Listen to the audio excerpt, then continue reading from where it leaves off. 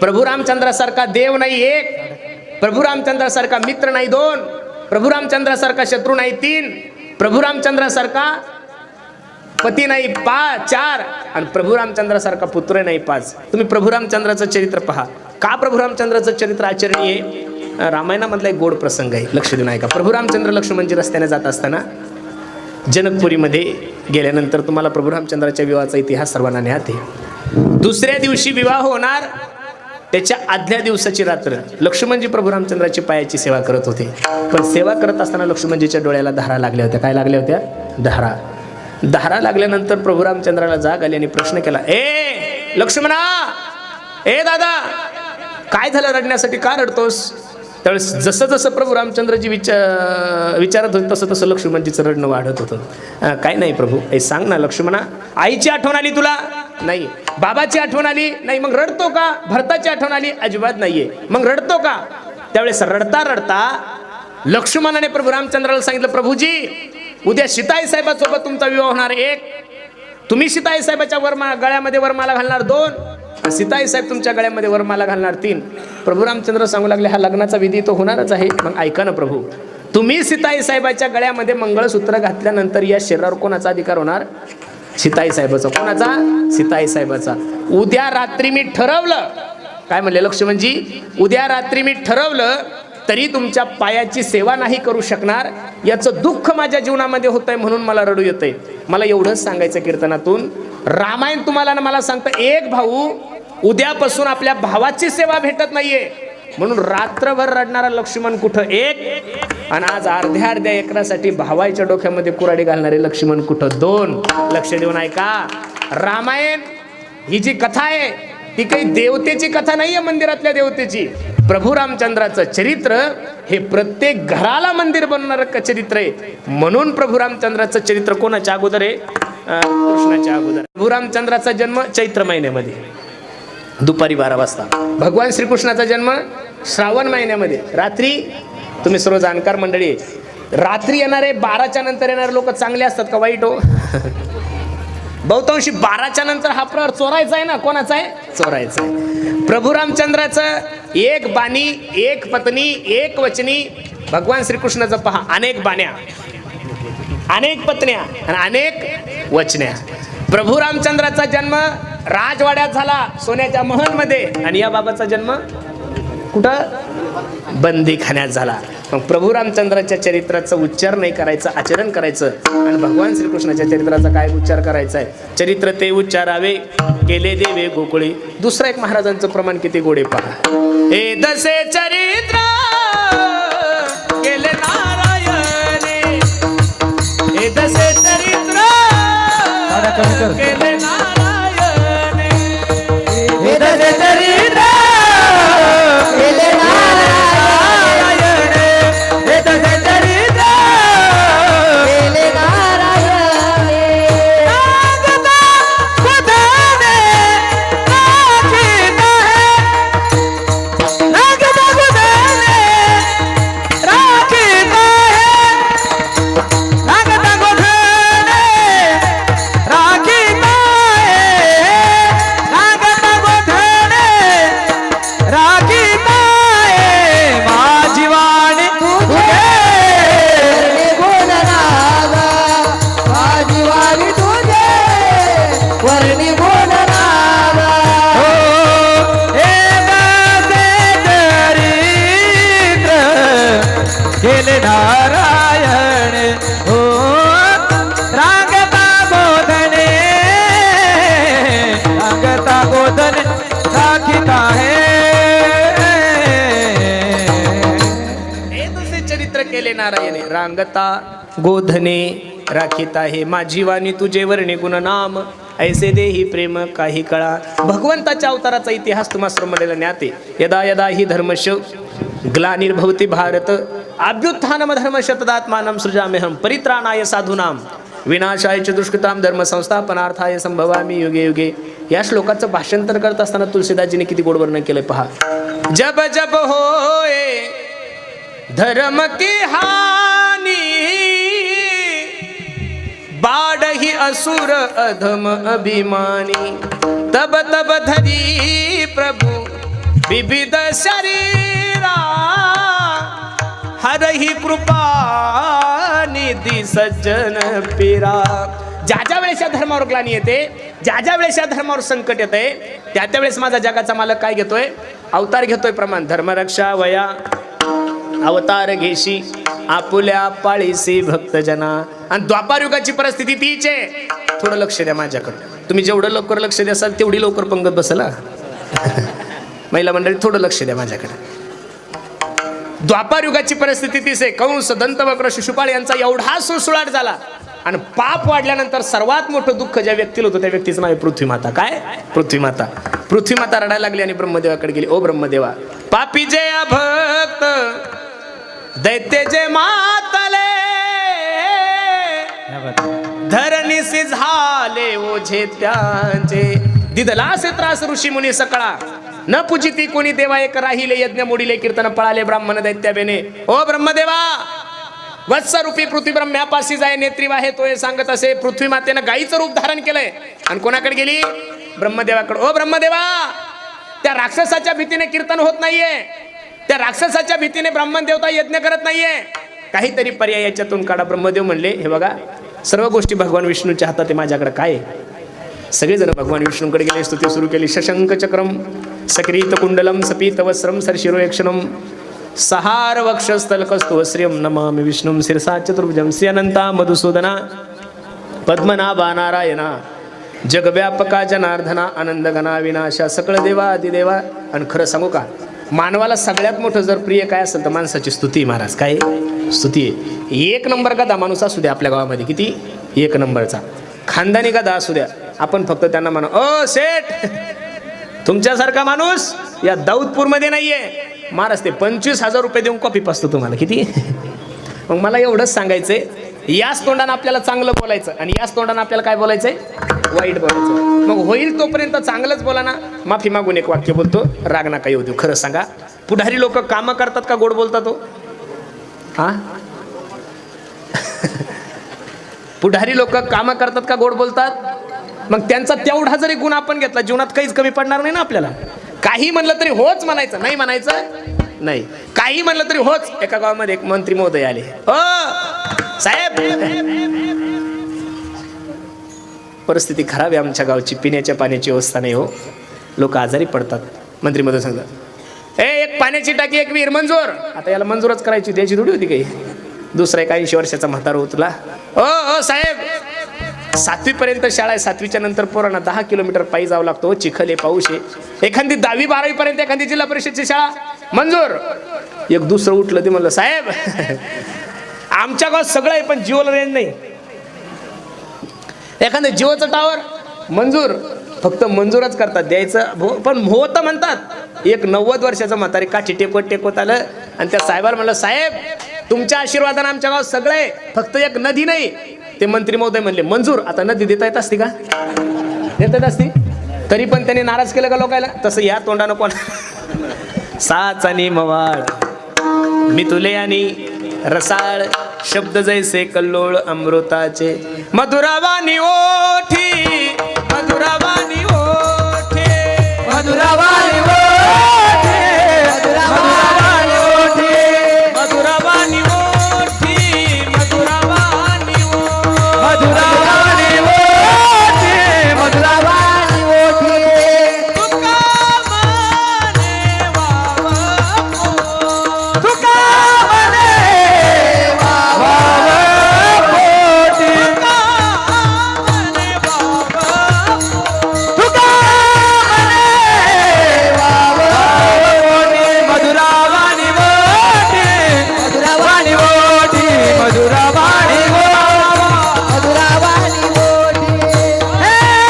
मधुरावानी ओठी हा मधुरावानी ओठी तुका मने वावा पोटी तुका मने वावा पोटी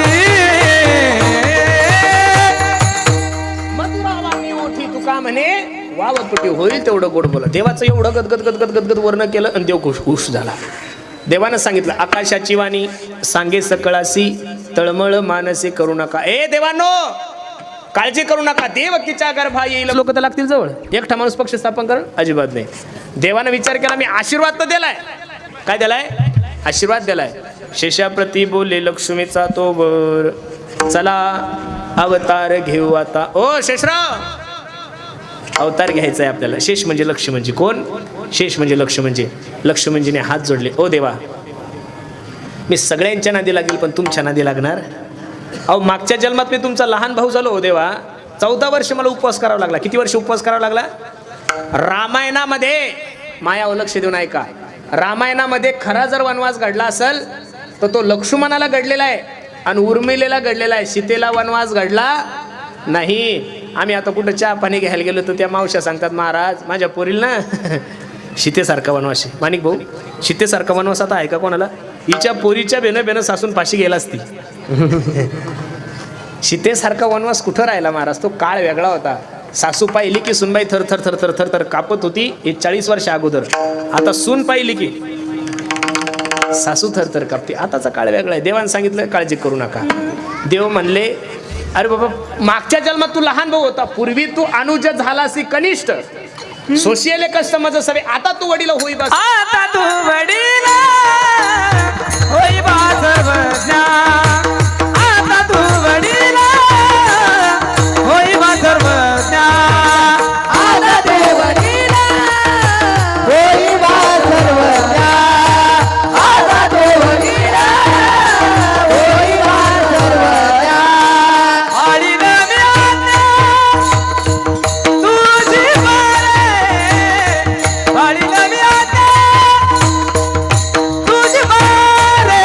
आता तू वडील होई बा सर्वज्ञा. आता तू वडील होई बा सर्वज्ञा. होई बा सर्वज्ञा. आता तू वडील होई बा सर्वज्ञ, पाळीला मी आज्ञा तुझी बारी. ए ऐक ना लक्ष्मणा, मागच्या जन्मात तू लहान भाऊ झाला म्हणून तुला माझं ऐकावं लागलं. आता तू वडील होई बा सर्वज्ञ, पाळीला मी आज्ञा तुझी बारी. ठरलं महाराज. वसुदेवा देत देवकी बहीण लग्नामध्ये विघ्न झाले. ऐका, कंसाची लाडकी बहीण वसुदेवाला दिली. कोणाला दिली? वसुदेवाला. थाटामाटात मिरवणूक निघाली आणि आकाशवाणी झाली. ए कंसा, ए कंसा, ज्या बहिणीची एवढी थाटामाटात मिरवणूक घेऊन चालला असणार आहे, तिच्या पोटी येणार 8वा मुलगा तुझा वध करणार आहे. मला एक सांगायचंय तुम्हाला, एखाद्या बहिणीचं पोरगा आपला वध करणार आहे, हा भावाला कळल्यानंतर हा तिला पैठणी गेल का महाराज? नाही नाही, कंसच होता तो. घेवनिया खडग मार, घेवनिया खडग माराया धावला. घेवनिया खडग माराया धावला. घेवनिया खडग माराया धावला. हात तो धरिला वसुदेवे. हात तो धरिला वसुदेवे. हात तो धरिला वसुदेवे. घेवनिया खडग माराया धावला. हात तो धरिला वसुदेवे. वसुदेवाने हात पकडला. बे राजा आहे ना तू, महिलांची हत्या करतो, स्त्रीची हत्या करतो, ब्रह्मपातक लागल तुला. हिच्या पोटी येणारे मुलं तुला मारणार आहे ना, आम्हाला कारागृहामध्ये ठेव. ठरल्याप्रमाणे मी तुला पोरं आणून देतो. ठरलं महाराज. कारागृहामध्ये ठेवलं. 2-3 वर्ष वळाल्यानंतर सुंदर सारखं लेकरू झालं. आणि वसुदेवाने ते लेकरू घेतलं. कोणाकडे गेला? कंसाकडे गेला. कंसाने त्या लेकराकडे पाहिल्यानंतर कंस विचार करतो, मला तर 8वं मारणार आहे. पहिल्यानं काय केलं? किती मारणार आहे? 8वं मारणार आहे. पहिल्यानं तुला काय केलं? मला एवढंच सांगायचं तुम्हाला. कंस हा देव होता का राक्षस होता? हो, कंस राक्षस होता, तरी पण तो तुमच्यानी माझ्यापेक्षा 1000 पट चांगला होता. याचं कारण कंस कमीत कमी जन्माला आलेले पोरं मारत होता. कंस कमीत कमी जन्माला आलेले पोरं मारत होता. आपण तर गर्भातल्या पोरी सुद्धा मारायला लागलो महाराज. प्रत्येक माणसाची धारणा अशी झाली की मला पोरगच पाहिजेत, पोरगच पाहिजेत, पोरगच पाहिजेत. पोरं काय दिवे लावतात मला अजून काही कळलं नाहीये. एक सांगू तुम्हाला, दशरथ माहिती आहे का तुम्हाला? तुमच्या दाऊदपूरचा नाही, प्रभू रामचंद्राचा बाप दशरथ. त्याला 4 पोरं होते, राम, लक्ष्मण, भरत आणि मग दशरथासारख्या बापाला जर पोराने पाणी पाजलं नाही तर आजकालच्या दशरथाने अपेक्षा करायची नाहीये. आपल्या ह्या चुकीमुळं, गर्भहत्येमुळं, मुलींची गर्भहत्या होत असल्यामुळं आजच्या तारखेमध्ये महाराष्ट्रामध्ये दुष्काळापेक्षा सगळ्यात मोठं दुखणं नवरदेवाचं आहे. प्रत्येक गावात 5-5 तरुण पडू नये, लटकते रे नारे. कोणी बघेच ना त्यांच्याकडे. कठीण तळा झाली महाराज. 100 पोरं झाले आणि 40 पोरी, 60 जण वेटिंगवर आहे. किती? कसा नंबर लागायचा अवघड झालाय. म्हणून सर्वांना माझी विनंती आहे, गर्भहत्या करू नये हे मार्गदर्शन द्वापार युगामध्ये एका राक्षसाने तुम्हाला आणि मला सांगितलेलं आहे. म्हणून पण नारदजी भेटले. नारदजी म्हणे, का रे तो देव आहे चतुरा तो शिरोमणी गुण लावण्याची खाणी मुकुट सकळा मणी धन्य तोची विठोबा. असे बोट केले 1 2 3 4 5 6 7 8. इकडचं मोजलं की इकडचं आठवत, इकडचं मोजलं की इकडचं आठवत. हे बघ म्हणे देव येतो. आता हा कंसच होता. विनाशकाले विपरीत. पहिलंही मारलं, दुसरंही मारलं, तिसरंही मारलं, 6ही मारित दुराचारी. होताची प्रसूत देवनिया देत काही मारित दुराचारी. काही मारित दुराचारी. काही मारित दुराचारी. होताची प्रसूत देवनिया देत काही मारित दुराचारी. काही मारित दुराचारी. काही मारित दुराचारी. 6ही मारित दुराचारी. 6 मारले. 7वा जो गर्भयोग माया नेत आश्चर्य करीत जगामाजन. 8व्याची तयारी सुरू झाली. कितवा जन्माला नव्हता? 8वा. नामदेवराय किती गोड वर्णन करतात महाराज, खूप सुंदर प्रमाणे पहा. देवकीचे तेज दिसे जैसा सूर्य कंसाचे हृदय जळतसे. कंसाचे हृदय जळतसे. कंसाचे हृदय जळतसे. देवकीचे तेज दिसे जैसा सूर्य कंसाचे हृदय जळतसे. कंसाचे हृदय जळतसे. कंसाचे हृदय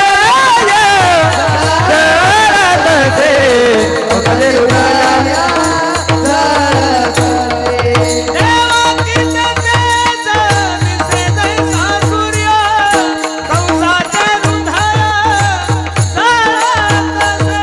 देवकीचे तेज दिसे जैसा सूर्य कंसाचे हृदय जळतसे. देवकीचे तेज दिसे जैसा सूर्य कंसाचे हृदय जळतसे. कंसाचे हृदय जळतसे. काळ वाजवा. कंसाचे हृदय जळतसे. देवकीचे तेज दिसे जैसा सूर्य कंसाचे हृदय जळतसे. आणि भगवंताच्या अवताराची वेळ जवळ आली. दशरथे मारिला तोची होता मास. वर्षा ऋतुवाचे कृष्ण पक्ष वसुनाम तिथी बुधवार असे शुक सांगत असे परीक्षिती. अयोनी संभव नोहे काही श्रमी नाम याचा स्वामी प्रगटला. 8 वर्षाची मूर्ती देवकी मातेसमोर प्रगट झाली. देवकी माता रडायला लागली. सोडा सोडा मिठी लपवा लपवा जग जेठी. जनी कंसासी कळेल माझ्या बाळासी मारेल.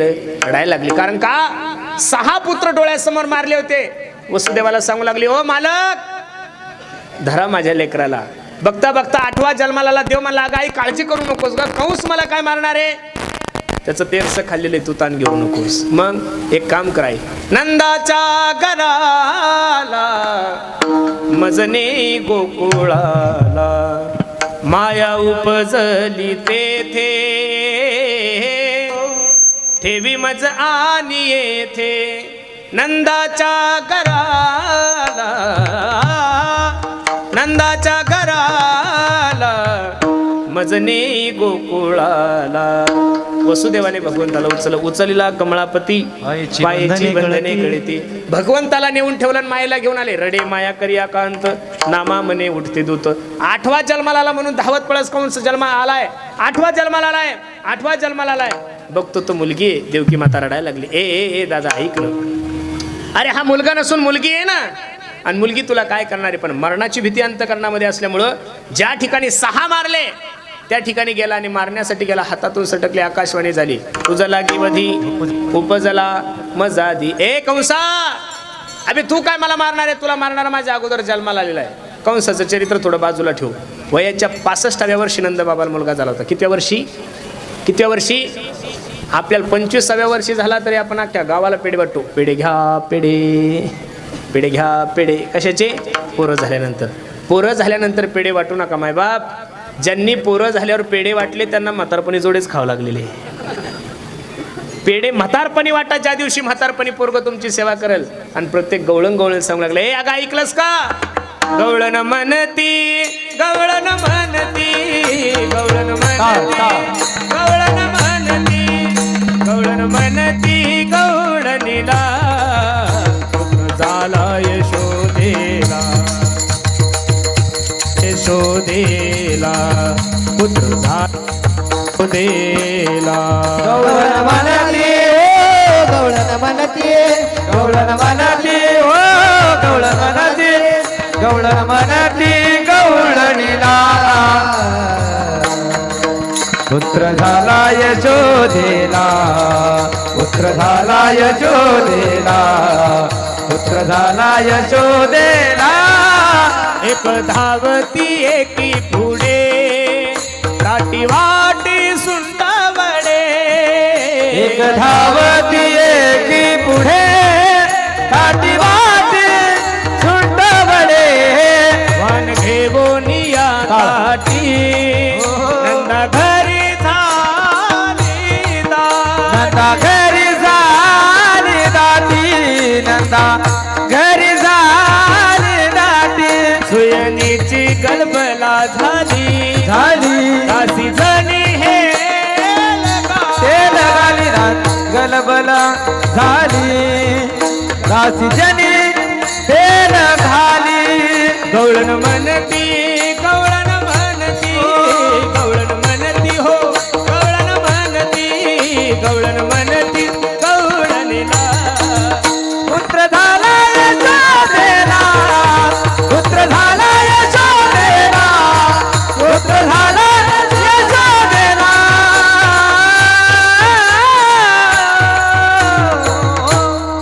प्रत्येक गवळण सांगू लागली, काय ऐकलंस का? यशोदेला मुलगा झाला. आणि खरं सांगू का महाराज तुम्हाला, एखादी बातमी जर गावात पसरवायची असेल तर माईक लावायची गरज नाही, एक बॅनर छापायची गरज नाही, दोन व्हॉट्सअप नाही, इंस्टाग्राम नाही, टेलिग्राम नाही, काही नाही.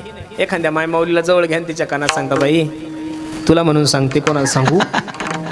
अख्ख्या गावाला माहित होतं तरी शब्द हा शिल्लक राहतो, तुला म्हणून सांगते बाई, कोणाला सांगू? हो. म्हणून चांगल्या व्यवहाराची गोष्ट कधीच माणसानं बायकोला सांगायची नाही. तू माणसाला असं काय म्हणतात, धर्मराजांचा शाप आहे त्यांना. महिलांना धर्मराजाचं काय आहे? कर्ण ज्यावेळेस रणांगणात पडलाय, नाका तोंडातून रक्त येतं, शेवटचे श्वास मोजत आहेत, त्यावेळेस कुंती माता रडायला लागली. धर्मराजाने विचारलं, आई हा आपला शत्रू आहे, आपला दुश्मन आहे, आणि तो मरत असताना तू रडते का? त्यावेळेस कुंती आई साहेबांना सांगितलं, दादा तो तुमचा शत्रू नसून तो तुमचा मोठा भाऊ आहे. काय? मोठा भाऊ आहे. हे ऐकल्यानंतर धर्मराजाच्या डोळ्याला धारा लागल्या आणि धर्मराजा सांगतात, आई ही जर गोष्ट तू अगोदर सांगितली असती तर सूर्यासारखा पराक्रमी माझा भाऊ आमच्या हाताने गेला नसता ग. तू हे लपून ठेवलं ना, जा मी शाप देतो की याच्यानंतर महिलांच्या मनात कोणतीच गोष्ट राहणार, तुम्ही काहीही सांगा त्यांच्या मनात राहत नाही. म्हणून बहुतांशी काही गोष्टी त्यांच्यापासून लपून ठेवलेल्या चांगल्या. प्रत्येक गवळण सांगू लागले, एक धावती एकी पुढे, ताटी वाटी सुंटावडे. वन घेवोनिया ताटी, नंदा घरी झाली दाटी. आणि त्या गवळणीमध्ये माझ्या जनाबाई होत्या. कोण होत्या जनाबाई? सुयनीची गलबला झाली, दासी जणी हेल गाली. हेल कळतं का? हेल आजी हेल, हा हे आजीला माहित असेल. नवीन पोरीला हेल कळत नाही, बेल कळत नाही, टेल कळत नाही. हेल म्हणजे काय? पूर्वी एखादी मुलगी बाळांतीन झाली की तिच्या गल्लीतल्या जेवढ्या काही मायमावल्या होत्या तेवढ्या काय करायच्या, हंड्यानं पाणी आणायच्या आणि तिच्या राजनात टाकायच्या. याला काय म्हणत होते आई? हेल. तुम्ही म्हणसाल महाराज आता ही पद्धत बंद झाली, कारण 100%पैकी 100% मुलींची डिलिव्हरी एक तर बीडला व्हायला लागली किंवा परळीला. मग पाणी घेऊन बीडला जातं का? आता दिवसांदिवस काय झालंय, वातावरणात बदल झालाय महाराज. काय झालाय? बदल झालाय. एक सांगू का तुम्हाला, दिवसांदिवस आता माणसाला मरण्यासाठी म्हातार व्हायची गरज नाही माणिक भाऊ. हे जे म्हातारे लोक दिसतात ना, याच्यानंतर आपल्याला म्हातारे लोक पाहायला भेटणार नाही. 50 वर्ष खूप झाले महाराज. 50 वर्ष तुम्ही बघा, एखादा कॅन्सर तज्ज्ञ जर तुमचा डॉक्टर ओळखीचा असेल ना, तर त्या डॉक्टरजवळ अर्धा तास जाऊन बसा. या देशाचा जर विचार करायला गेलो तर जेवढा निर्व्यसनी लोकांना कॅन्सर आहे तेवढा व्यसनी लोकांना नाही आहे. काही लोक म्हणतात मसाल्याचं खाऊ नका मूळव्याध होतो. काय म्हणतात लोक? मसाल्याचं खाऊ नका मूळव्याध होतो. जे दररोज बोकडे खातात त्यांना काहीच नाही. आम्ही दुधाशिवाय दुसरं काही खात नाही. 4 ऑपरेशन झाले तरी मूळव्याध वरतोच होतं. नेमकं करायचं काय? मसाल्याचा आणि मूळव्याधाचा काही संबंध नाहीये. कारण की आता आपण जे खातोय ते जेवण नाहीच आहे. तुम्ही आम्ही जे खातोय ते विष खातोय. केळं सुद्धा संध्याकाळी कच्चं असलं सकाळी पिकतंय महाराज. टरबूज सुद्धा इंजेक्शनाशिवाय तयार होतात. आमचा एक छोटासा आश्रम आहे चोखोबरायचा. आमचे महाराज म्हणे आपल्याला मेथीची भाजी लावायची. मग मी मेथीचं रोप आणलं, मेथीची भाजी लावली. माझ्यासोबतच आमच्या शेतकऱ्यांनी लावली. आता 20 दिवस झाले, 30 दिवस झाले. आता श्रावण सुरू झाला ना, वारीच्या अगोदर लावली होती. मग जून गेला, जुलै गेला, ऑगस्ट संपत आला, तर मेथीची भाजी याच्यापेक्षा काही मोठी होईनच माणिक भाऊ. आणि आमच्या शेजारच्या माणसाची गबीच्या गबी त्याने 4 वेळेस कापली तर मेथीची भाजी वाढायलाच लागली. परवा दिवशी मी त्याला म्हणलं, का रे आमची एवढीच आणि तुझी एवढी कशी? तो म्हणे महाराज तुम्हाला जर असं वाटत असेल मेथी वाढावी, तुम्ही एक क्वार्टर घेऊन या म्हणे. क्वार्टर कळतील तुम्हाला? नाही म्हणजे सगळेच थोडे काही संन्याशी तुम्ही म्हणजे क्वार्टर कळणार नाही. क्वार्टर म्हणजे बॉटल देशीची, आणि ती घेऊन या थोडं तीर्थ टाका म्हणे त्याच्यावर. तेव्हा मी विचार केला आपण तशी जरी नाही पिली त्यावेळेस माझ्या लक्षात आलं आपण अशी जरी नाही पिली तर मेथीच्या मार्फत का होईना चाललेलीच आहे ना, बरोबर आहे का नाही? आपण जे खातोय ते दूध नसून, आपण जे पितोय तो दूध नसून ते विष आहे महाराज. ज्या दिवसापासून या देशामध्ये जर्सी गाईचं उत्पन्न वाढलं त्या दिवसापासून या देशामध्ये शुगरांची संख्या खूप वाढली. बरोबर आहे का नाही? जनाबाई तिथं काय करण्यासाठी ते हेल सुयनीची गलबला झाली, दासी जनी हेल खाली, गवळण म्हणती हो, गवळण म्हणती गवळणीला, तर झाला यशोदे आनंद आहे जिकडे तिकडे. गोकुळीच्या सुखा अंत पार नाही लेखा, बाळकृष्णंदा घरी आनंदल्या नरणारी, जिकडं तिकडं आनंद आहे. जे जया पाहिजे ते भगवान श्रीकृष्ण जन्माला आल्यानंतर नंदबाबाने ज्याला सुवर्ण पाहिजे त्याला सुवर्णदान, ज्याला गाई पाहिजे त्याला गाई दान, ज्याला वस्त्र पाहिजे त्याला वस्त्रदान, ज्याला अन्नदान पाहिजे त्याला अन्नदान, ज्याला जे पाहिजे ते दिलंय महाराज. पण एकीकडे सुख आहे आणि एकीकडे दुःख आहे. कृष्ण गोकुळी जन्मला, दुष्टा चळका सुटला. कंसाने मीटिंग भरवली, ऐका जो कोणी माझ्या शत्रूला मारल त्याला अर्ध राज्य बक्षीस. पहिला इडा पुतना मावशीनं उचलला होता. कोणी? पुतना मावशीनं. तुम्ही असं नका समजू की लाडली योजना आताच आहे. द्वापार युगापासून ह्या लाडल्या कुठेही पुढेच आहे महाराज. बरोबर आहे का नाही? पुतनेनं इडा उचलला म्हणे, ए दादा 2 दिवस झालेल्या जन्माला आलेल्या पोराला मारण्यासाठी अर्ध राज्य काय करायचं? हे काम मी तुझं फ्री करून देतो. सुंदर असा शृंगार केलाय महाराज. आणि यशोदेकडे गेली. यशोदे अगं बाळ झालाय तुला सांगितलं नाही? यशोदानं माफी मागितली. अगं खूप धावपळ होती ग, खूप आनंद उत्सव चालू होता, कळलंच नाही. बरं ये, कुठे आहे का तुझं बाळ? यशोदा म्हणते खूप रडत होतं ग, आत्ता झोपी घातलं. देव पाळण्यातल्या पाळण्यात विचार करतो किती भोळी माय आहे माझी. माझं बवणीचं गिराईक परत गेलं तर माझा धंदा चांगला होणार. दुकानदार लोक एवढे हुशार असतात महाराज. बवणीचं गिराईक किती का हलकट असेल त्याला परत जाऊ देत. परळीच्या बाजारात एक बाई वांगे विकत होती. काय विकत होती? वांगे. एक माणूस तिच्याकडे गेला, मावशी अगं वांगे काय किलो आहे का? ती म्हणली दादा 30 रुपये किलो. अगं वेडी झालीस का तू? दाऊदपूरला सप्ताह चालू आहे आणि माझी पंगत आहे आज. मसाला वांगा करायचा, रबडी करायची आहे, गुलाबजाम करायचा आहे, 100 किलो घ्यायचे. किती घ्यायचे? ती म्हणली दादा मग असं करा ना 3 रुपये कमी करा, मी तुम्हाला 27 देते. हा म्हणला अगं 20 रुपयानं दे, महाराज लोकांची पंगत आहे. ती म्हणली बाबा मला तिकडून मार्केटमधून आणावं लागतं, ह्याच वांग्यावर माझ्या पोरायचं शिक्षण आहे, रूम भाडं द्यावं लागतं, गाडी भाडं द्यावं लागतं. हा म्हणायचा 20 आणि ती म्हणायची 27. तिनं हात जोडले म्हणे दादा मला तुम्हाला वांग द्यायचे नाही, तुम्ही दुसऱ्या दुकानावर जा. माणूस बोलबच्चन होता थोडा. म्हणे असं वेड्यासारखं कसं करते? माझ्या हाताने बवणी करून बघ की संध्याकाळपर्यंत तुझ्या टोपल्यात एक सुद्धा वांग शिल्लक राहणार नाही. आता ती जुनी मराठवाडी म्हातारी होती. ती म्हणे करे मेल्या तुझ्या हातामध्ये अशी काय जादू आहे? मग हा तिला सांगत होता बाई माझ्या बापाची 100 एकर जमीन गमावली हातानं मी. काय म्हणला? माझ्या बापाची 100 एकर जमीन गमावली का या हातानं? तुझं टोपलं भर वांगी काय घेऊन बसलीस? देव रडायला लागला. काय झाला? देव रडायला लागला. पुतना देवाकडे जाती आणि भगवंताचं ते गोड स्वरूप पाहिल्यानंतर बरळा पीड मनटवर वपू कर्णयो कर्णी कारम बिबरतवासम कनक कपिशं वै जयंती चमाला राजस सुकुमार मदनाचा पुतळा रवी शशी कळा लोपलिया पाहिलिया वेद लावी बैसे जीवे जडोनी. देवाकडे बघितल्यानंतर ज्या भावनेनं आली होती ती भावना सुद्धा विसरून गेली. नाथबाबा सांगतात, पाहिला पाहिला नंदाचा नंदन, पाहिला पाहिला नंदाचा नंदन, पाहिला पाहिला नंदाचा नंदन, पाहिला पाहिला नंदाचा नंदन. पाहिला पाहिला नंदाचा नंदन, पाहिला पाहिला नंदाचा नंदन, पाहिला पाहिला नंदाचा नंदन, पाहिला पाहिला नंदाचा नंदन. तेने वेधियले मन, तेने वेधियले मन, तेने वेधियले मन. बोला बोला. तेने वेदियेले मन, तेने वेदियेले मन, तेने वेदियेले मन. हो हो. तेने वेधियले मन, तेने वेधियले मन, तेने वेधियले मन.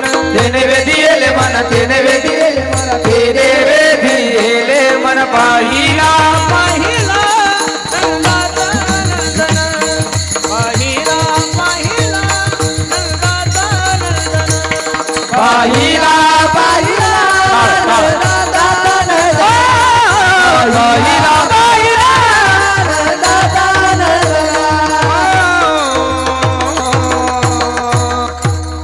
भगवंताला बघितल्यानंतर आहे त्या भावनेनं विसरून गेले. देवानं माया काढून टाकली भगवंतानं. पुतनेनं भगवंताला उचललं, दूध पिलंय, विष पिलंय, पंचप्राण ज्यावेळेस सोडायला लागली त्यावेळेस पुतना गाय भरली. ए देवा सामुंच मुंचालमिती प्रभाश्रेणी स्विड्डमाला अखिल जीव मर्मिनी विवृत्त नेत्रे चरणो भुज महु प्रसन्न गात्रा श्रीपती रुरुदा. देवा सोड, देवा सोड. रोध करायला लागली. काय करायला लागली? धावा करायला लागली. देवा सोड. देव म्हणले, हे बघ पुतणे पहिलं तर मी कोणाला धरत नाही, आणि एकदा का कोणाला धरलं तर मरेपर्यंत सोडत नाही. गोविंदा ए नमो नमा. आता पुतनाही मारली, माबळ भट्ट मारला, आग बग रिटा मारिला बाळपणी अवघी दैत्य खानी. भगवंताच्या चरित्रामध्ये राक्षसाचं जास्त वर्णन करत जाऊ नये. आता जगाचा मालक रांगायला लागला. किती गोड देवाचं वर्णन आहे. रांगत रंगनी चोरीत लोणे, तरंगणी चोरीत लोणी, आवडी धरती गवळणी. वा गवळणी, बांधिती चरणी देती घराणे. आता वाला घराणे. यशोदे साजनी, यशोदे साजनी, यशोदे साजनी, यशोदे साजनी. जय दूध भक्षुनी कमाल निळे, नवल केले साजने. कृष्ण आळवा आळवा परतुनी माते दावा, कृष्ण आळवा आळवा परतुनी माते दावा, कृष्ण आळवा आळवा परतुनी माते दावा, कृष्ण आळवा आळवा परतुनी माते दावा. रांगायला लागला माझा जगाचा मालक. रांगत रंगनी चोरीत लोणी, धावणे धरिती गवळणी, बांधिती चरणी देती घराणी, यशोदे साजनी. नामदेवाने सुद्धा वर्णन केलं. तळवे तळहात टेकीत, डाव्या गुडघ्यान रांगत, रंगने रंगनात तुम्ही देखीला. रांगायला लागला. रांगता रांगता गल्ली बोळीत फिरायला लागला. गल्ली बोळीत पाहिल्यानंतर सगळे पोरं पाहिले. पोराच्या तब्येती अशा वाळून गेल्या होत्या. सगळ्या पोरांना 100 पोरांना एकत्रित गेलं. अरे पोरं म्हणले, काय देवा, अरे आपल्या परळीमध्ये एवढे बिअर बार असताना तुम्ही वाळून कसे गेले? असं देव नाही म्हणला. बरं असं देव म्हणला नाही असं मला तुम्हाला सांगायचं, तरी तुम्ही हसताय. ऐका, अरे आपल्या गावामध्ये एवढं दही दूध तुपलोणी असताना तुम्ही असे वाळून का गेले? देव पुरा दूध तुपलोणी आहे, तेवढं सगळं डेअरीला जातं, डेअरीला काही राहत नाही. मग भगवंतानी विचार केला. ऐका, भगवंतानी पहिला पक्ष स्थापन केला, महाखंचोर मित्र मंडळ. अध्यक्ष भगवानाथ, उपाध्यक्ष बलरामदादा, सचिव पेंद्या. ट्रस्टीमध्ये सगळ्यात चालू खातं सचिवाचं असतं. म्हणून बहुतांशी सचिव इमानदार असला पाहिजेत, गरीब असला पाहिजेत, नाही तो अध्यक्षाची सही करून कधी पैसे काढा. मग पहिली सभा झाली आणि सभेमध्ये अध्यक्षांनी सांगितलं, ओय वस्त्रकाळ माती घेऊन यायची 1, सराट्याचा काटा घेऊन यायचा 2, काठी घेऊन यायची 3. पेंद्या हुशार होता, सचिव होता पेंद्या. म्हणजे देवा तुका पागल आहे का काय बे? अबे चोऱ्या करायच्या, मग वस्त्रगाळ माती काय करायची? देवाने सांगितलं आपल्याला दही दुधाची चोरी करायची. काय करायची? दही दुधाची. हे बघा, बाह्य रंगाने जरी तुम्हाला असं वाटत असेल की देवानं दही दूध तूप लोणी चोरलं, काय चोरायची गरज होती? एकट्या नंदबाबाकडे 9 लाख गाई होत्या. किती लाख गाई होत्या? 9 लाख गाई. आता 9 लाख गाई ज्याच्या बापाकडे, त्याला दही दूध तूप चोरी करायची काय गरज आहे? पण भगवंतानं खरी चोरी कशाची केली? चित्त चोरी येले नंदाच्या. तू का म्हणे येणे गरुडत होचे, हरिणे माझे हरिले चित्त आणि भारवित्त. सर्वात मोठी चोरी जर कशाची केली असेल तर चित्त चोरी येले नंदाच्या नंदने. तू का म्हणे येणे गरुडत होचे. ठरलं महाराज. वस्त्रकाळ माती कशाला रे? म्हणजे आपण जर एखाद्या गवळणीच्या घरी दही तूप लोणी खायला गेलो आणि तिला जाग आली, ती जर आपल्या मागं लागली तर ती माती तिच्या डोळ्यात फेकायची. ती डोळे चोळत बसला, आपण पळून जाऊ. पेंद्या हुशार होता. म्हणे देवा ती जर चष्मा घालून आली तरी. मग तो सराट्याचा काटा, तो काटा एक असा पुढा असतो ना, असा आडवा असतो बघा. तो कसा बी टाकला तरी पायात मोडतो. म्हणे तो सराट्याचा काटा टाकायचा, तिच्या पायात काटा मोडल, ती काटा काढूस तर आपण पळून जायचं. पेंदा तरी हुशार होता. पेंद्या म्हणे खरे देवा ती जर सँडल घालून आली तर. अध्यक्षाने एका वाक्यात सांगितलं, जर तुला आमच्या पक्षात राहायचं असेल तर शहाणपणा करायचा नाही तर कधी तुझ्या मागे ईडी लागेल, कधी तुला अटक होईल काही सांगता येत नाहीये. त्याच्यामुळे इथं राहायचं, पाहिजे तेवढा निधी घ्यायचा, पक्षाच्या विरोधात बोलायचं नाहीये. अध्यक्ष ठरवल तो वेद, अध्यक्ष ठरवल तो GR, तू जास्त डोकं लावायचं. ठरलं महाराज. मग चोऱ्या सुरू झाल्या. घर पाहुणी एकांताचे याल तरी यारे लागे, अवघे माझ्या मागे मागे. सगळ्या गोकुळातल्या गवळणी विचार करायच्या, आतापर्यंत या गोकुळामध्ये कधी चोऱ्या झाल्याच नाहीये. पण ज्या दिवसापासून नंदबाबाला मुलगा झाला त्या दिवसापासून ह्या घटना सुरू झाल्या. गवळणी 4 वाजता उठायच्या आणि उठल्यानंतर गवळणीच्या डोळ्याला जे दिसायचं त्याचं वर्णन जगद्गुरु तुकोबराय अभंगाच्या पहिल्याच्या. पाहती गवळणी, पाहती गवळणी, ओ पाहती गवळणी, पाहती गवळणी, ओ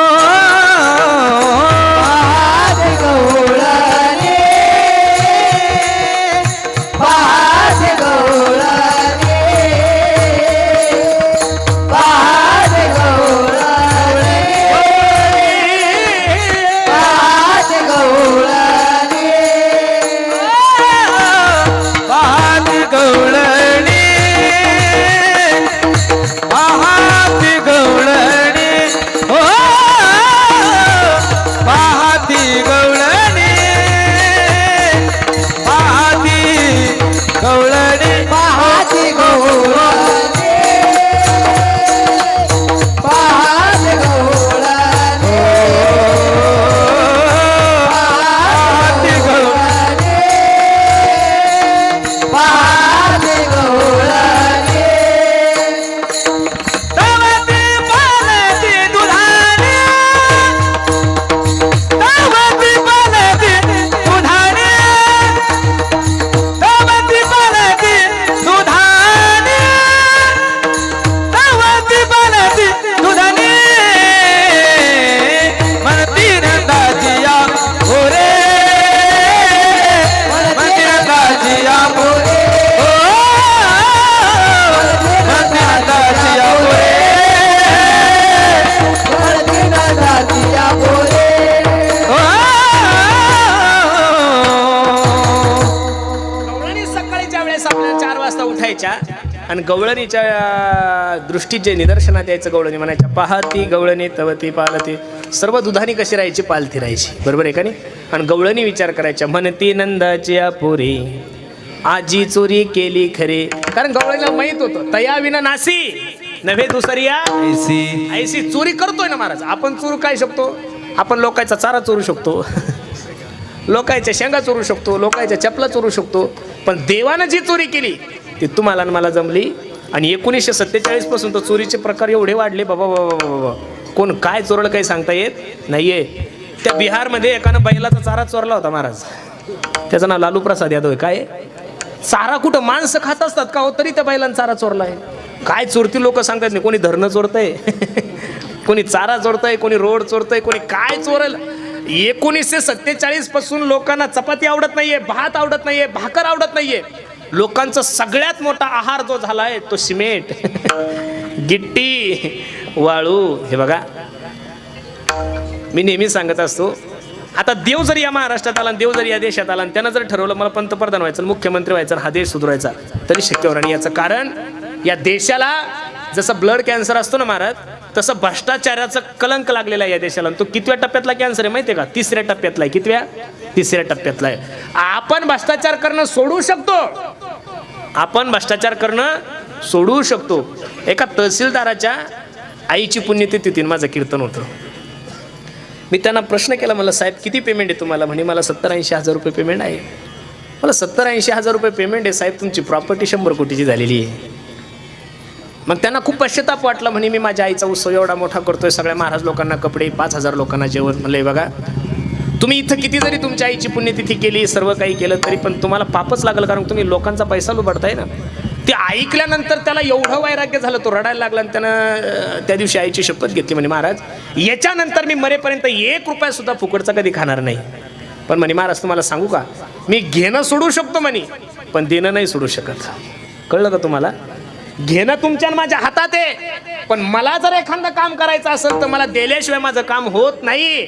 आतापासून तर इथेपर्यंत हा सगळ्यात मोठं काय लागलेलं आहे, कीड लागलेलं आहे. मलाही त्याची माहिती नव्हती. माणिक भाऊ, आपल्या आश्रमाला 10 लाखाचे गट्टू आले एका ठिकाणून, एका घेतले माणसाकडून. आता माझ्या डोक्यात फक्त 10च लाख होते ना, मला काय माहिती एवढे गळत गळत येत, गळत गळत गळत गळत गळत माझ्याकडे फक्त 5.5 लाख आले. किती? 5.5. आता त्याच्यात गट्टू किती बसवायचे हा मोठा प्रश्न आहे, बरोबर आहे का नाही? असंच जर चालत राहिलं तर कसं होणार महाराज? विठ्ठल विठ्ठल विठ्ठल विठ्ठल विठ्ठल विठ्ठल कुंडलिक वरदार विठ्ठल श्री ज्ञानदेव तुकाराम पंढरीनाथ भगवान की जय, ज्ञानेश्वर महाराज की जय, महाराज की जय. गवळणीने विचार केला, तया बिना नाशी नव्हे दुसरी आहेस, याच्याशिवाय ही चोरी कोणी करूच शकत नाही. सगळ्या गावातल्या गवळणी एकत्रित झाल्या. त्या म्हणे अगं ए, त्याला काय दोष देता म्हणे, याला सगळ्यात कारणीभूत जर कोण असेल तर तुकाराम महाराज. कोण आहे? तुकाराम महाराज. का?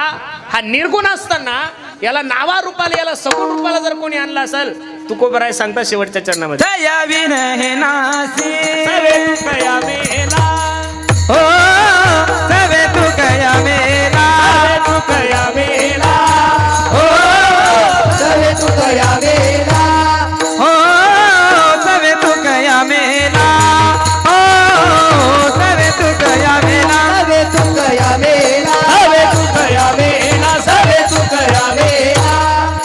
येणे आगुना आणला, येणे आगुना आणला, म्हणती नंदाची या भोरे, हो म्हणती नंदाची या भोरे, आधी चोरी केली करे.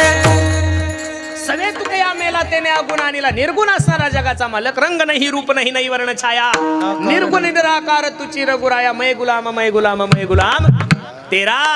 निर्गुण असणारा जगाचा मालक, त्याला नावा रूपाला जर कोणी आणला असेल तर, आणि याला रूपाबळे करुणी खेळे हरिदासा.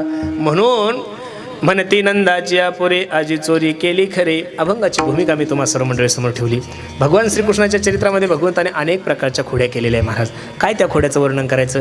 गवळ यशोदेकडे जायच्या. ए यशोदे, यशोदे कृष्णासी सांगावे,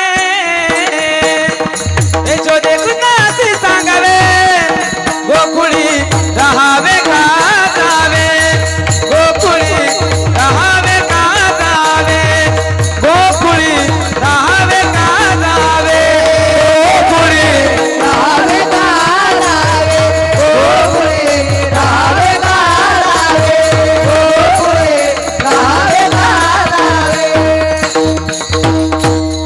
यशोदेला गवळणी म्हणायच्या, ए यशोदे, तुझ्या बाळाला काही समजून सांग.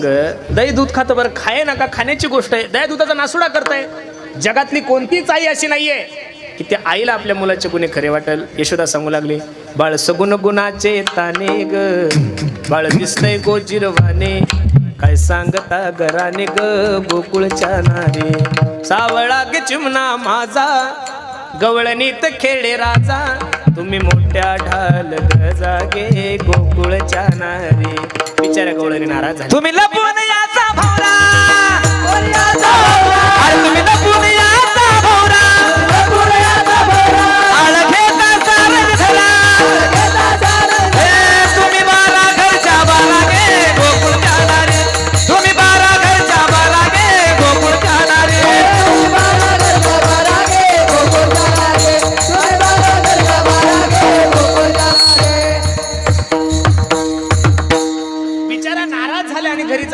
शेवटच्या कोपऱ्यामध्ये एक गवळण राहत होती. ती म्हणे का गे गेलत्याने यशोदेकडे गेलो तर भगवंताच्या यशोदेच्या कडेवर कृष्णाला पाहिल्यानंतर तिला घामाच आला. बाई यशोदेच्या कडेवर जर कृष्ण आहे तर माझ्या हातात कोणी खाली पाहिलं तिथंच कॅलेंडर मालक तुम्ही. म्हणे 4 तास झाले तुझ्या सोबत आहे का सोड सोड म्हणतोय. देवानं धमकी दिली. हे बघ म्हणे याच्यानंतर मला धमकी द्यायची नाही. आता तरी तुझा नवरा झालो, याच्यानंतर जर धमकी देशील तर तुझा आजन सासरा होईल म्हणून. इतक्या खोड्या भगवंताने केल्या. किती गरवणी म्हणायच्या. दुसरी आली धावत म्हणे ग बाई काय केली मात खासी मुख चुंबन देत गळ्यामध्ये हात घालीत दररोज जाता सापडे ना यशोदे बाळ तुझा का ना पोटभर सोसू देगा. तिसरी आली धावोनी म्हणे ग बाई काय केली करणी पतीची दाढी माझी वेणी दोहीसी गाठ देवोनी गाठ बाई कोणा सुटेना.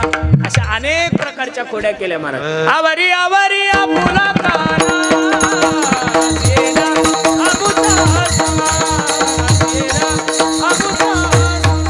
आवरी आवरी आपुला काना आवरी आवरी आपुला काना काना काना काना नाचिया आपुच्या सुना नाचिया अजून लाज नाही तुझ्या मना अजून लाज नाही तुझ्या मना. हा तुझा तुला गोड वाटे काना काना काना नाचिया आमुच्या सुना नाचिया आमुच्या सुना नाचिया आमुच्या सुना. कबळणी यशोदेला सांगू लागली तुझ्या पोराला समजून सांग. येतो आमुचे घरासी हम कवी तोले की सुनासी कोठे लोणी सांग आम्हासी न सांगता वासुरे सोडी बिदिसी आपण खातो दही दूध तूप लोणी हात पुसतो सुनेच्या मुखाला गोणी एका जनार्दनी करी करणी जातो पळोनी ते थोनिया. अनेक प्रकारच्या खोड्या केल्या. आणि पोरग जास्त विचित्रपणा करायला लागलं की बापा पुढे 2 पर्याय असतात. एक तर त्याला आळंदीला पाठवायचं, एक नाही तर त्याला हायस्कूलला पाठवायचं. तो दुसरा पर्याय नसतो. यशोदेनं भगवंताला सांगितलं भाऊ आता तू घरी राहायचं नाही. गाई गोपाळ सवंगडी वना गाई गोपाळ सवंगडी वना वना वना गाई गोपाळ सवंगडी वना घेवोनी जाय खेळे नंदाचा काना विटू दांडू चेंडू लगोरी नाना परी खेळ मांडियेला यमुनेच्या तीरी गाई गोपाळ. अशा अनेक प्रकारच्या खोड्या भगवंताने. तिथे गेल्यावर शांत बसवून हा मामा पोरा हा मामा घुमरी वाजे डमामा. शेवटी थकले गोपाळ चला वळू गाई बैसू जेऊ एके ठाई बहु केली वन वन पायी पेटी झाला. सर्वांच्या गायी एकत्रित केल्या भगवंताने, सर्वांच्या शिदुऱ्या एकत्रित केला आणि पहिला काला माझ्या भगवंताने यमुनेच्या किनारी केला. पहा बरं. बिभरत वेणुम जठरपट यो शृंगवेत्रेचे कक्षे वामे पानम शुल्कवलम तत्फलांगिलिषु तिष्ठन्मध्ये सुपरिसुरयो हासयन् नर्मविस्वै स्वर्गे लोके मिषति बुभुजे यज्ञ भगवान केली. गोपाल कृष्ण भगवान की जय. गोपाल कृष्ण भगवान की जय. गोपाल कृष्ण भगवान की जय. जो काला भगवंताने यमुनेच्या किनारी केला तोच काला माझ्या ज्ञानोबराने चंद्रभागेच्या तीरी. एकच टाळी झाली चंद्रभागे वाळवंटी माझा ज्ञान राजा गोपाळासी लाया वाटी. आणि तोच काला अनेक वर्षापासून आपल्या गावामध्ये हे बघा एवढे पावसाचे दिवस असून सुद्धा एवढा सुंदर उत्सव तुम्ही सर्व मंडळी करता. हे बघा कीर्तन तर दरवर्षीच ऐकतो आपण महाराजांच्या मुखातून. तुम्ही शिव महापुराण सुद्धा मागच्याही वर्षी ऐकलं, याही वर्षी ऐकलं. त्याच्या अगोदर 3-4 वर्ष भागवत कथा सोपान महाराजांनी केली. खूप सुंदर नियोजन. मला विशेष वाटतं महाराज तुमच्या मंडपाचा जर सर्वे केला, तुमच्या मंडपाचं जर निरीक्षण केलं तर प्रामुख्याने एक गोष्ट चांगली पाहायला भेटते की इथं 85% तरुणांची संख्या ही संप्रदायासाठी खूप चांगली गोष्ट आहे महाराज. हे बघा एवढ्या वातावरणात तुम्ही राहता म्हणजे तुम्ही राख किंग लोक आहे. कोणते किंग आहे? राख किंग. काही वाळू किंग असतात, काही गट्टी किंग असतात. राख म्हणजे राखीला जगात कुठंच किंमत नाहीये, पण तुमच्यासाठी राख म्हणजे सोनं आहे महाराज. काय सोनं आहे.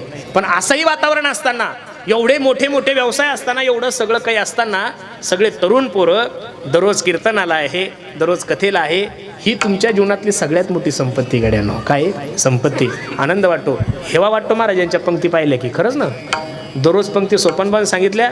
काय पंक्ती? एकानं गुलाबजाम केले की एक बासुंदी, एखाद्यानं बासुंदी केली की रबडी. अवे मालपोय आणि रबडी काय आपलं खाणं आहे का?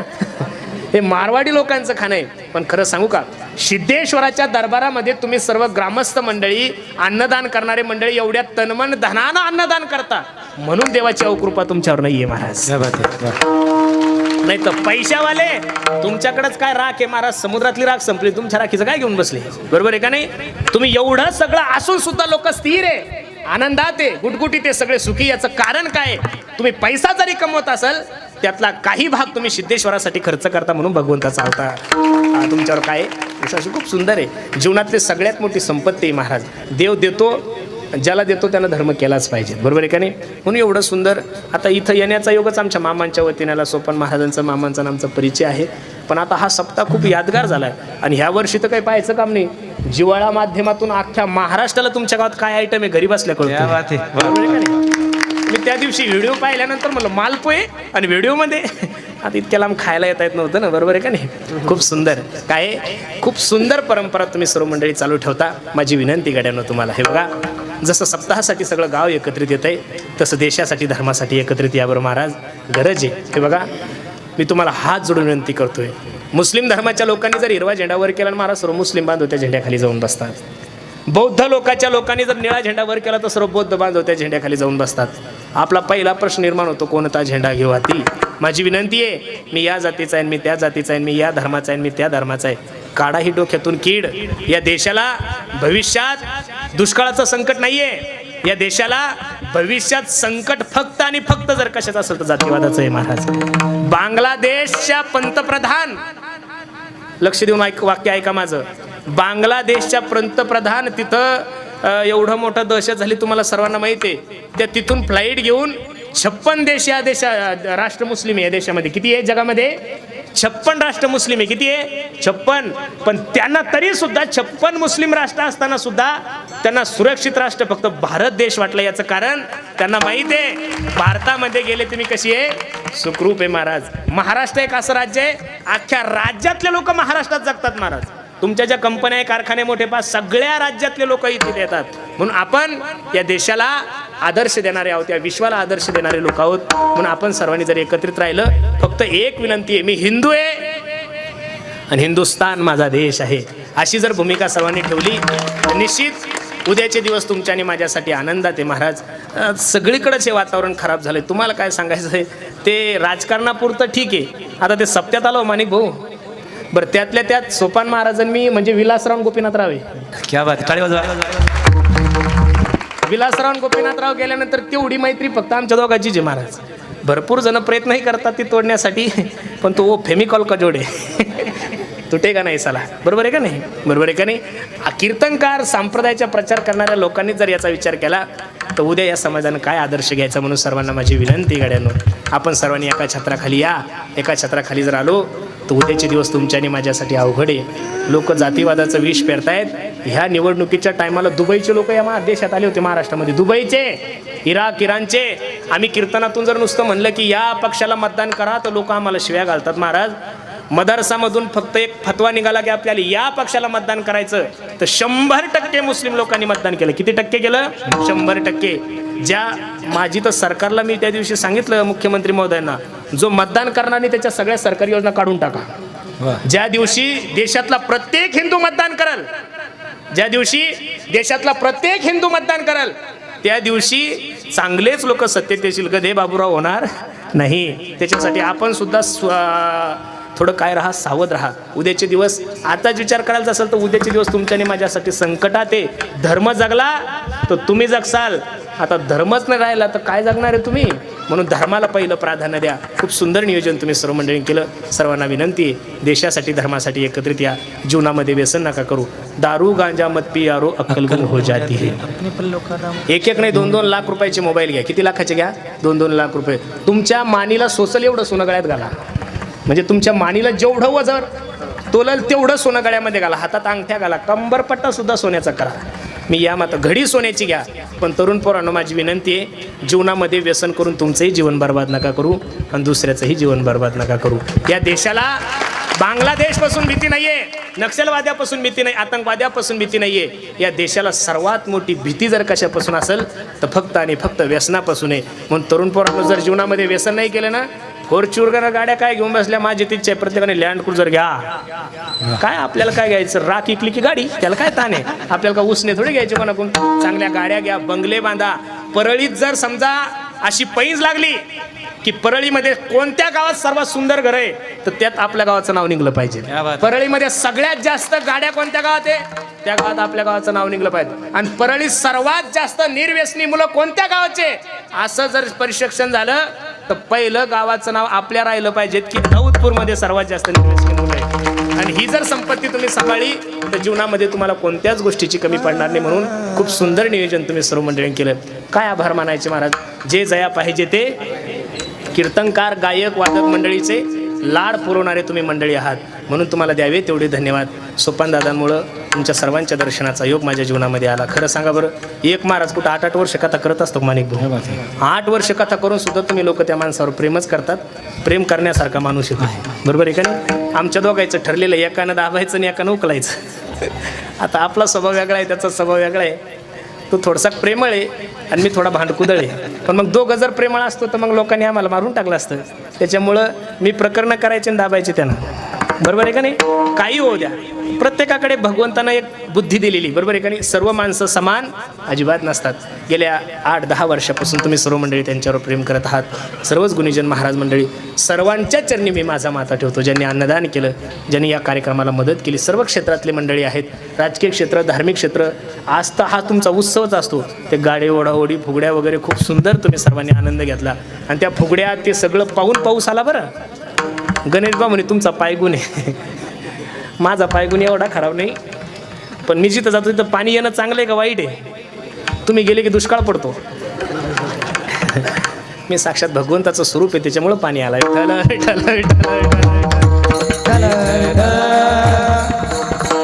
सर्वच मंडळी, तुम्ही सर्व मंडळींनी खूप सुंदर नियोजन केलं. सर्वांच्या चरणी मी माझा माथा ठेवतो. त्यामध्ये आमचे सरपंच असतील, आमचे मामा, एकदम घरच्या कुटुंबासारखं, जसं लेकरं मायबाप लेकरायला जीव लावतात तसं ही कुटुंबाने सर्वच महाराज मंडळीची सेवा केली. सोपनभाऊ काल सांगता ज्या ताईने आपल्या सर्वांची सेवा केली, त्या ताईंचं नाव विसरून राहिलं. पाहते किती बुद्धिमान आहे स्वप्न्या. मला फोन करून सांगितलं काल बोलता बोलता माझ्याकडून ते नाव विसरून राहिलं. ज्या ताईने सर्व महाराज मंडळींची 7 दिवस सेवा केली त्या ताईंनाही द्यावे तेवढे धन्यवाद. सर्वच मंडळी तुम्ही सर्वांनीच सेवा केली. सर्वांच्या चरणी मी माझा माथा ठेवतो. वाणीला पूर्ण विराम देतो. कार्यक्रमासाठी उपस्थित हां झालेली शिवा भगवंताच्या चरणी अर्पण करतो. हो म्हणतो जे बरोबर आहे ते माझ्या सद्गुरू जोग महाराज वारकरी शिक्षण संस्थेचं आहे, जे चुकीचं आहे ते माझ्या बुद्धीचे दोष. कार्यक्रमासाठी उपस्थित ज्यांनी 7 दिवस तुम्हाला सुंदर असं गायनाला साथ दिली असे असणारे माझे परम मित्र आमचे गणेश महाराज जटाळे, त्यांची सर्व सुंदर संस्था. आज माझ्या समवेत आलेले आमचे नागेश महाराज गोळे आहेत. आमच्या समवेत आले आमच्या गावचे पाटील, आमचे गंगाधर दादा तात्या आहेत, ज्यांनी 7 दिवसामध्ये नुसतं परळीनं तुमचा कार्यक्रम ऐकला असं नाही, अख्ख्या महाराष्ट्रानं नव्हे, अख्ख्या देशानं, अख्ख्या विश्वाने ज्या चॅनलच्या मार्फत हा कार्यक्रम पाहिला, असे आमचे जिव्हाळा चॅनलचे मालक आमचे अमोल दादासुद्धा 7 दिवस इथं आहेत. आमचा सोन्या आहे. सर्वच मंडळी आहेत ज्यांची गोड अशी माईक सिस्टीम आहेत. आमचे भुजंग दादा आहे. दादासाठी सर्वांनी एकदा टाळी वाजवा महाराज. सर्वच मंडळी आहेत. सर्वांचं वर्णन सोपान महाराजांनी चांगल्या प्रकारे केलं आहे. म्हणून काही चुकलं असेल त्यांच्या सर्वांच्या चरणी मी माझा माथा ठेवतो आणि झालेली शिवा भगवंताच्या चरणी अर्पण करतो. विठोबार कुमारी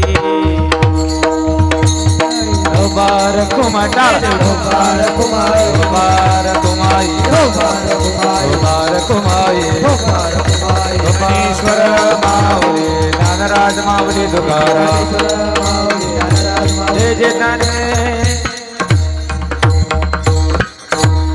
जाता जाता सर्वांना एक छोटीशी विनंती आहे. आम्ही ज्या परिसरामध्ये राहतो त्या परिसरामध्ये एक छोटीशी गोशाळा सांभाळतोय. तुम्ही म्हणसाल महाराज काही पैसे बिशे मागता का? पैसे फक्त कीर्तनाचेच घेतो बरं माणिक भाऊ, बाकी कोणाकोण दक्षिणा घेत आपल्या राशीत नाहीच येते, बरोबर आहे का नाही. म्हणून सुंदर अशी गोशाळा आहे. 40-50 गायी आहे. तुम्हाला माहीत असेल, तुम्ही सर्व गाव मिळून एवढे आयटम करता. आमचे दररोज 20-10 हजार लोकांना आमच्या आश्रमावर सुद्धा तेवढेच आयटम असतात. सोपान महाराजांना माहीत आहे कीर्तनाचा पैसा जरी येत असेल तर त्यातला 80% पैसा हा धर्मासाठीच जातो. 20% मग आता लेकरा बाळा तेवढे पाहिजेतच ना हो महाराज, बरोबर आहे का नाही? आम्ही काही संन्यासी नाही आहे, म्हणून त्या गाईचं रक्षण व्हावं यासाठी एक छोटासा उपक्रम आम्ही हाती घेतला. सुंदर अशी वारकरी अगरबत्ती समोर क्रीटा गाडी उभी आहे, प्रत्येकाने जेवण करा, घरी जाताना एक अगरबत्तीचा पुडा घेऊन जा. त्याच्यातून जो पैसा येईल फक्त आणि फक्त गो मातेसाठीच जाईल, त्यातला एकही रुपया कुटुंबासाठी जाणार नाही, याची शाश्वती मी नारदाच्या गादीने देतो. आई माझी मायेचा सागर दिला तिने जीवनाला आकार. आई माझी मायेचा सागर दिला तिने जीवनाला आकार. तळप त्या उन्हात आणि रखरख त्या रानात,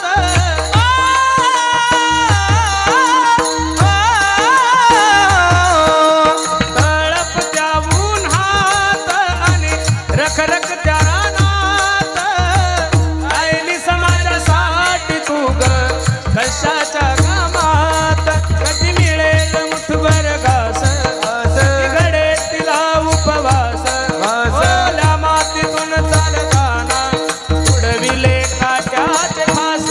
आई माझी मायेचा सागर दिला तिने जीवनाला आकार. हो नभीची चांदणी तू ग चंदराची कोर,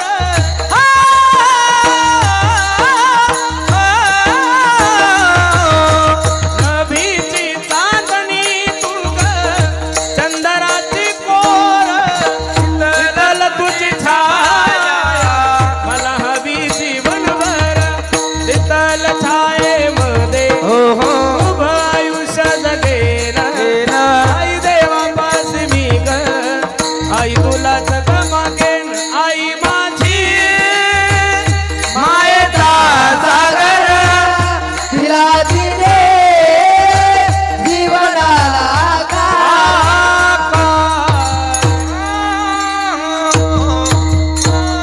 पुनश्च एकदा सर्वांच्या चरणी मी माझा माता ठेवतो. आणि एवढं जे दररोजचं गोड नियोजन सर्व त्याचं व्यवस्थापन करणारे आमचे कोकाटे महाराज, त्यांचं सगळं नियोजन आहे ते आमचे मुकरदम आहे. काय मुकरदम आहे सर्व नियोजन आमचे कोकाटे महाराज, सर्व महाराज मंडळीवर त्यांचं बंधुवत प्रेम आहे. आमच्या कोकाटे महाराजांच्याही चरणी मी माझा माता ठेवतो. आम्हाला पहिल्यांदा या परिसरामध्ये पहिलं कीर्तन आमचे माणिक भाऊ यांनी दिलं होतं. हे सर्वच मंडळी सगळे कुटुंबातली मंडळी आहेत, सर्वांच्या चरणी मी माझा माता ठेवतो. अनवाणीला पूर्णविराम देतो. विठ्ठल जय जय विठ्ठल. आरती हॅलो हॅलो हॅलो. जय जय विठ्ठल. हा बोलिलेले गुरे वेडे वा पुढे उतर, पराक्रमा पराक्रमा हा नाही विचारिला अधिकार.